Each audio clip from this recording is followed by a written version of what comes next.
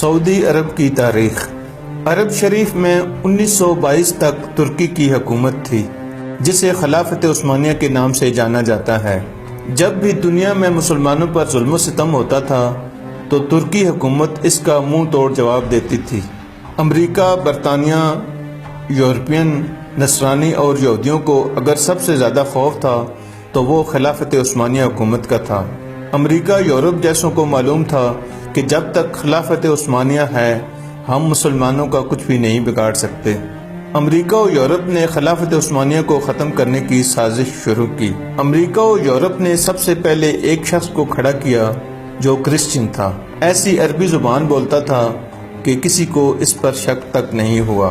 اس نے عرب لوگوں کو خلافت عثمانیہ کے خلاف یہ کہہ کر گمراہ کرنے کی ناکام کوشش کی کہ تم عربی ہو اور یہ ترکی اجمی یعنی غیر عربی ہیں، ہم اجمی کی حکومت کو کیسے برداشت کر رہے ہیں۔ لیکن اس وقت کے عرب سنیوں نے اس کی ایک نہ مانی۔ یہ شخص لانس آف عریبین کے نام سے مشہور ہوا۔ آپ لانس آف عریبین لکھ کر گوگل پر سرچ کریں۔ پھر امریکہ نے ایک اور شخص کو کھڑا کیا جس کا نام ہمفرے تھا۔ آپ گوگل پر ہمفرے کو سرچ کر کے پڑھ سکتے ہیں۔ ہمفرے کی ملاقات ابن عبد الوہاب نجدی اور عرب کے ایک قبیلے کے سردار سے ہوئی۔ اس کا نام ابن سعود تھا۔ ہمفرے نے ابن سعود کو عرب کا حکمران بنانے کا لالچ دیا۔ پھر ابن سعود نے مکہ، مدینہ اور طائف میں ترکی کے خلاف جنگ شروع کر دی۔ مکہ، مدینہ شریف اور طائف کے لاکھوں مسلمان ابن سعود کی فوج کے ہاتھوں شہید ہوئے۔ جب ترکی نے دیکھا کہ ابن سعود ہمیں عرب سے نکالنے اور خود عرب پر حکومت کرنے کے لیے مکہ، مدینہ شریف اور طائف کے بے قصور مسلمانوں کو شہید کر رہا ہے، تب ترکی نے عالمی طور پر یہ اعلان کر دیا کہ ہم اس پاک سرزمین پر قتل و غارت پسند نہیں کرتے۔ اس وجہ سے ہم خلافت عثمانیہ کو ختم کر کے اپنے وطن واپس جا رہے ہیں۔ پھر عرب کے مسلمانوں کا زوال شروع ہوا۔ حجاز مقدس کا نام 1400 سال کی تاریخ میں پہلی بار بدلا گیا۔ ابن سعود نے حجاز مقدس کا نام اپنے نام پر سعودیہ رکھ دیا۔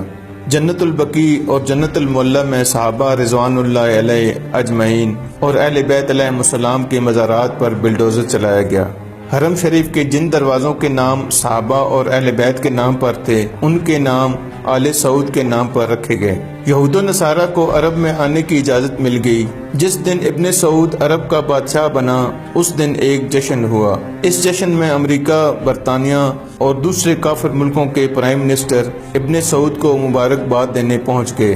جس عرب کے نام سے یہود و نصارہ کانپتے تھے وہ سعودیہ امریکہ کے اشارے پر ناچنے لگا اور آج بھی رندوں کے ساتھ ناچ رہا ہے۔ یہود و نصارہ کی اس ناپاک سازش کا ذکر کرتے ہوئے علامہ ڈاکٹر محمد اقبال نے اپنے کلام میں لکھا ہے، وہ فاقہ کش جو موت سے ڈرتا نہیں ذرا، روح محمد اس کے دل سے نکال دو، فکر عرب کو دے کر فرنگی تخیلات، اسلام کو حجاز اور یمن سے نکال دو۔